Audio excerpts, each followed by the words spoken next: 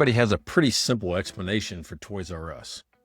Amazon showed up, online shopping got easier, parents stopped wandering through giant toy aisles, and Toys R Us became one of those stores people talk about like it was a childhood friend who moved away. I'm Cashflow Mike, and I help people see the stories behind the numbers. And the story behind the numbers of Toys R Us is more useful than the headline most people remember. Because kids didn't stop wanting toys, and parents didn't stop buying birthday presents, and grandparents didn't suddenly walk into a toy aisle and say, you know what? This kid actually needs discipline and a treasury bond, right? People were still buying toys. The brand still meant something, and the store still had a place in people's memory. And that's what's going to make this one interesting, or at least it makes it interesting for me.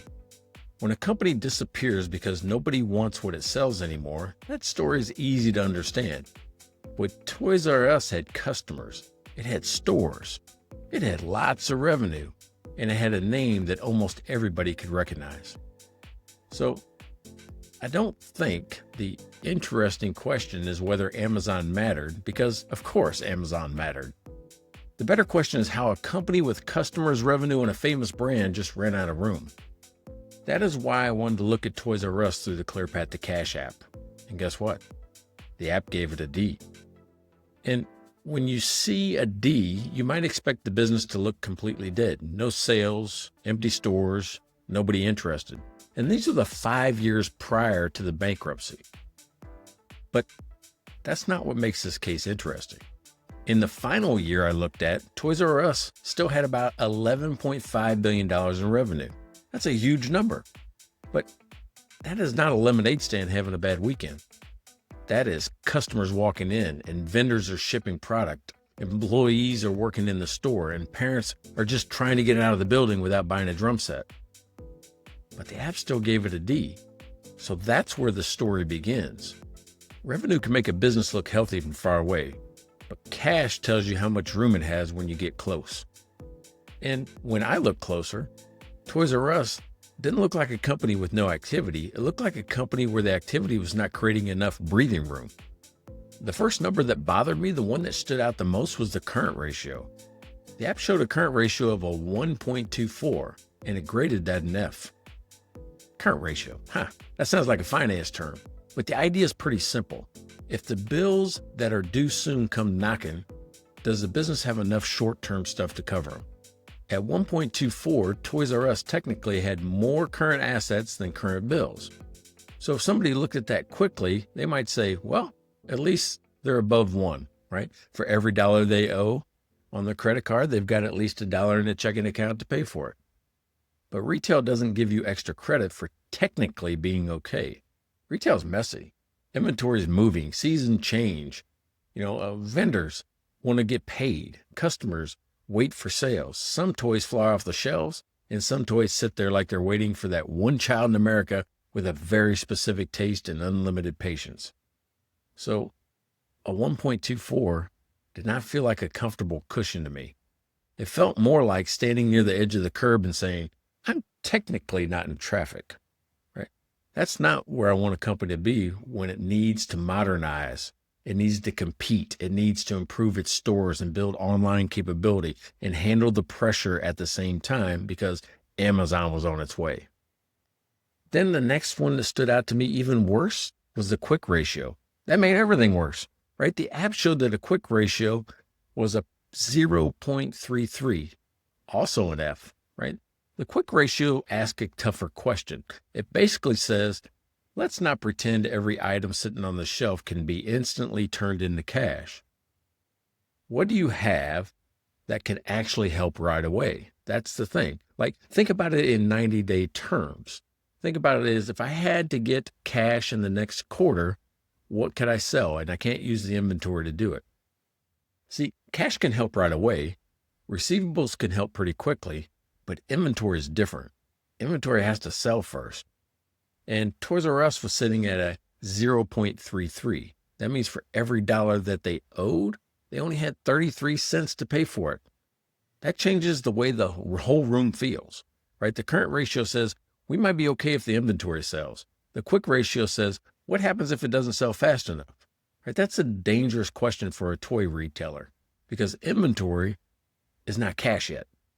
Inventory is cash that put on packaging and decided to wait on the shelf. It's wealth on the shelf. To a kid, that shelf looks magical. To a cash flow person, that shelf might be money taking a nap. And this is where the simple Amazon story starts to feel too thin to me. Toys R Us still had product. It still had sales. The issue was that the company did not have much easy cash room if things got harder. And they did. So I looked at days cash on hand next. Like if sales slow down, if Amazon takes a big chunk out of the company, how long could they live, right? It's days to bankruptcy is the way I call it. And the app showed they had 56 days of cash on hand, and that came in at about a C. At first, 56 days might sound decent. Well, and for some simple businesses, it is. But Toys R Us was not a simple business. The company had stores and rent and employees, vendors, inventory, debt payments, technology needs, and a retail market changing underneath it. So 56 days did not sound like comfort. It sounded like a timer.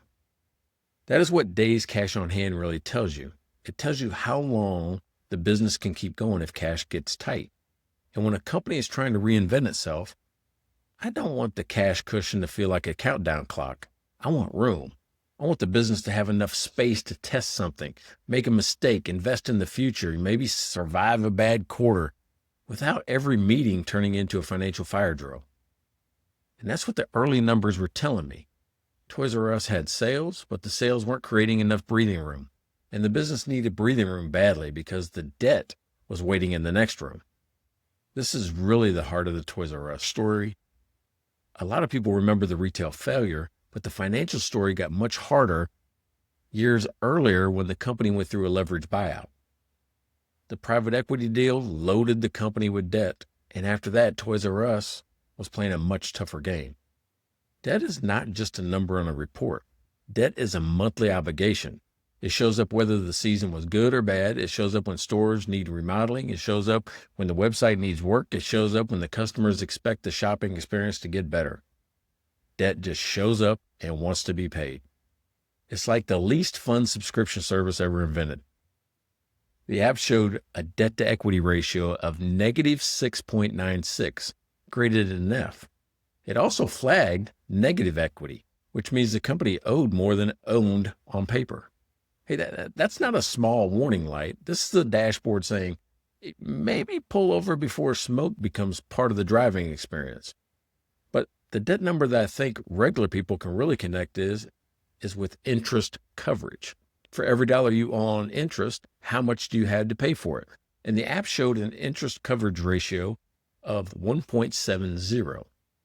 Now, that seems like you have enough. For every dollar I owe, I got $1.70 to pay for it. But interest coverage tells you how many times the company's earnings can cover its interest payments. If that number is below 1, the business is not earning enough just to cover interest, and that's obviously bad. At 1.7, Toys R Us was covering the interest, but not with a lot of comfort. I'd much rather see that number to be closer to a 3 before I start feeling like the company has real room, right? We're just talking about the interest, not even digging into the principal. At a 3, the business has more cushion. At a 1.7, the debt payment is not sitting quietly in the corner. It's part of the conversation. So imagine trying to remodel your house because the roof leaks and the kitchen is outdated and the neighborhood is changing. And before you can fix anything, a giant loan payment walks in, sits on the couch, eats your snacks, and says, "I'm first." That was Toys R Us. The company needed money for store improvements. It needed money for online shopping. It needed money for better systems. It needed money for pricing. It needed money to make the stores exciting again. But too much of the money already had a job. The money had too many jobs. And when the money already has too many jobs, good ideas get smaller because you can't afford it. Inside a company like that, someone can have the right idea and still run into the same problem. Improve the website? Great. Refresh your stores? Great. Compete harder on price? Great. But every good idea eventually walks over to the same door and asks the same question. Hey, where's the money coming from? That is why the easy advice bothers me. People say they should have just competed with Amazon. That's like watching somebody lose a race while carrying a refrigerator and saying, "Hey, have you tried running just a little faster? Maybe you'd win the race." Hey, thank you, coach. Appreciate that. Toys R Us needed to change. The issue was whether it still had enough financial room to change while change still mattered. And that brings us to the toy store problem itself. For Toys R Us, a lot of cash was getting trapped inside the business. And in a toy store, trapped cash usually looks like inventory. Inventory sounds boring until you remember what it really is. Inventory is money that has to be turned into stuff. It is money that became action figures, bikes, dolls, board games, video games, puzzles, and whatever toy makes noise for absolutely no reason and somehow has no off switch. To a kid, that's magic. To a business, it's only magic if it sells. Until then, it is cash-wearing packaging. The app's mining for hidden cash analysis showed a total hidden cash of $1.3 billion. $1.3 billion hidden, trapped inside the business. The scenario planner showed a working capital shortage of $294 million. The scenario plan is in the fast money formula. It's about the cash conversion cycle. Inventory was sitting at about 122 days. Payables were at about 83 days.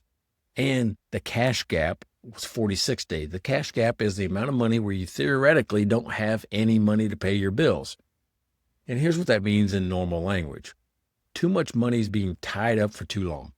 A retailer has to keep cash moving. It buys the toys, it puts them on the shelf, it sells them, it collects the money, and then it pays the vendors, and it does it again. When that cycle works, the business breathes. When that cycle slows down, the business starts holding its breath. And Toys R Us needed cash for too many things at once. It needed cash to keep inventory moving, to keep the stores open, to handle the vendors, to pay for interest, to improve systems, to compete online, and to still make the customer experience feel worth the trip. That's a lot of pressure on the same dollar. And when the same dollar has 5 jobs, something important doesn't get done. And this is where the whole story comes together. The brand still had value. The customers were still there. The revenue was still real. But the company was financially boxed in. A toy store has one advantage Amazon cannot easily copy. A toy store can feel like an event. A kid walking into a real toy store is not just shopping. That kid is entering a negotiation zone with bright lights. And that's powerful. But the store has to feel worth the trip. And if the store starts feeling tired and the magic starts to fade, once the toy store loses its magic, it just becomes a warehouse with brighter colors. And that's a dangerous place to be because Amazon is very good at being a warehouse. So when I think about what could have been different, I don't start with build a better website. That's hindsight advice. It sounds smart because we already know the ending. The first move needed to be creating financial room. The debt pressure had to be dealt with, right? And it had to be dealt with earlier before the crisis made every choice more expensive. Maybe that meant restructuring debt earlier, raising capital, selling assets, renegotiating obligations, or finding a way to reduce the monthly pressure before the business was forced into a corner. A better website doesn't matter if the company can't afford to build it properly. A better store experience doesn't matter if the cash is already spoken for. A better strategy doesn't even matter if the balance sheet says, hey, cute idea, but no. Then the company had to look at inventory differently. Not as toys, not as shelves, not as we have plenty of product. Inventory had to be treated like cash with a barcode. Every slow-moving toy on the shelf was money that could have been helping somewhere else. They could be buying better. They could be turning faster, smarter seasonal planning. Heck, even stronger vendor terms may not sound as exciting as store of the future, but those are the things that create the money to build the store of the future. And then, with more room, the company had to make the stores matter again. A toy store should feel like possibility. It should feel like discovery. It should feel like childhood with fluorescent lights.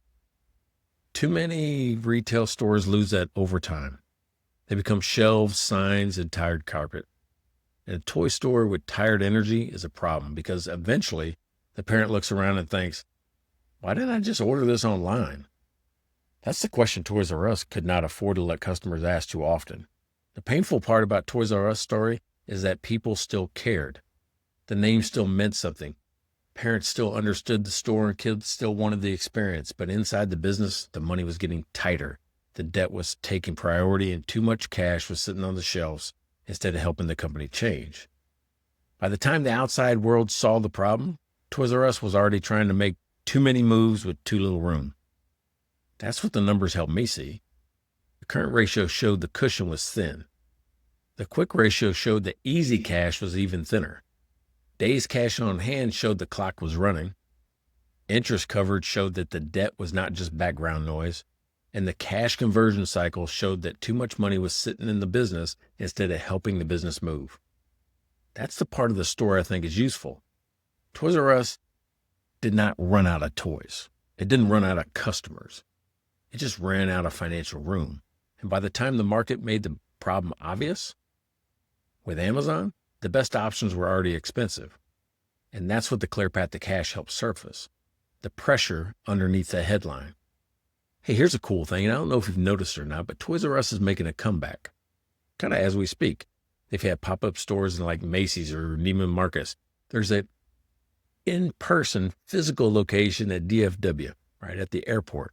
They're still trying to recreate that. And that's what I want to look at. I want you to drop a company in the comments that you want me to analyze next. Famous failure, surprising comeback, struggling business model. Could be your company. Doesn't have to be the biggest public company in the world. I want to see what the numbers were saying before everybody else had an opinion. Because that moment, we know it.